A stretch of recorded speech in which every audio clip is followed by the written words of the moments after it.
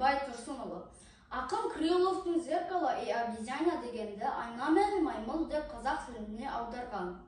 Айнаның қарсы алдына маймыл барып, айнада өз суретін көре салып, аюдың жанындағы күліп айтты, ақырын аяғымен түртіп қалып.